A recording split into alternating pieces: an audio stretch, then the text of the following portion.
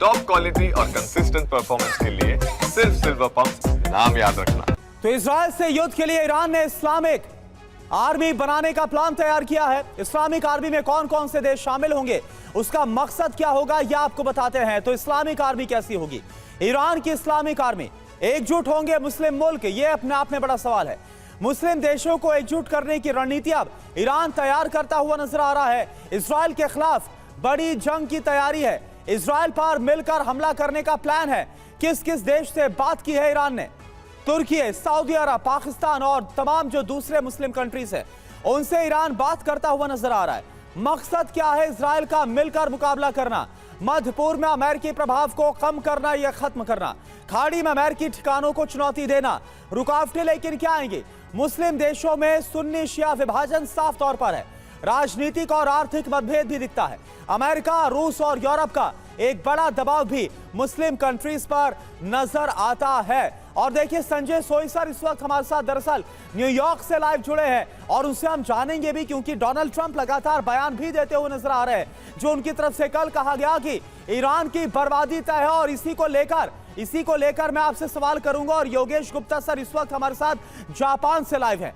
संजय सोईसर, मैं अब आपके पास आ रहा हूं। एक बात बताइए, कल हमने सुना डोनाल्ड ट्रंप को, उनकी तरफ से कहा गया कि अगर ईरान ने हमले नहीं रोके, अभी भी उसके पास मौका है, नहीं तो फिर ईरान को बर्बाद कर दिया जाएगा।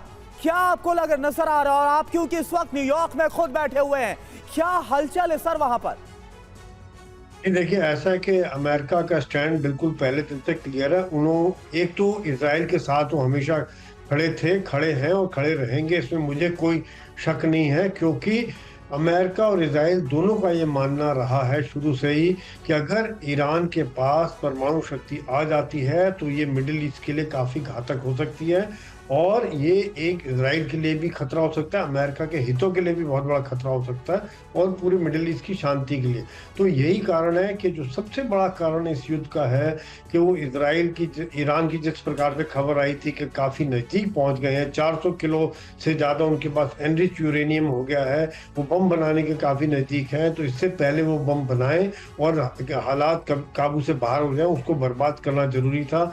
अभी हालांकि अमेरिका ने ये कहा है कि हम इसमें साथ में नहीं खड़े और वो इस युद्ध में डायरेक्टली हिस्सा नहीं लेंगे, जैसे कि लेकिन इजराइल के प्राइम मिनिस्टर ने कहा है कि जो ईरान से ड्रोन्स आ रहे हैं या कुछ रॉकेट्स आ रहे हैं उनको अमेरिका रास्ते में बर्बाद कर रहा है। साथ साथ अमेरिका ने ईरान को चेतावनी दे दी है, खुल के चेतावनी दी है कि अगर अमेरिका की बेसिस पर किसी प्रकार का हमला किया गया तो उसका अंजाम बहुत भयंकर होगा। और अमेरिका ने अपने एयरक्राफ्ट कैरियर को भी भूमध्य सागर की तरफ भेज दिया है ताकि वहां पर उनके एयरक्राफ्ट और बाकी जो रॉकेट्स हैं उनकी तादाद में और बढ़ोतरी हो जाए। अपनी एम्बेसीज की संख्या उन्होंने पहले ही कम कर दी, यानी कि अमेरिका ने कमर पूरी तरह से कसी हुई है और इजराइल को डायरेक्टली नहीं लेकिन इनडायरेक्टली हथियार, एमिशन और अमेरिका के एयरक्राफ्ट, उनके जहाज, ये सब सपोर्ट इजराइल को पूरी तरह से मिल रही है। इंटेलिजेंस की सपोर्ट मिल रही है, जिसका असर हम देख रहे हैं किस प्रकार। बिल्कुल संजय सोईसर, हालांकि देखना होगा कि इस बार जो ईरान के इरादे हैं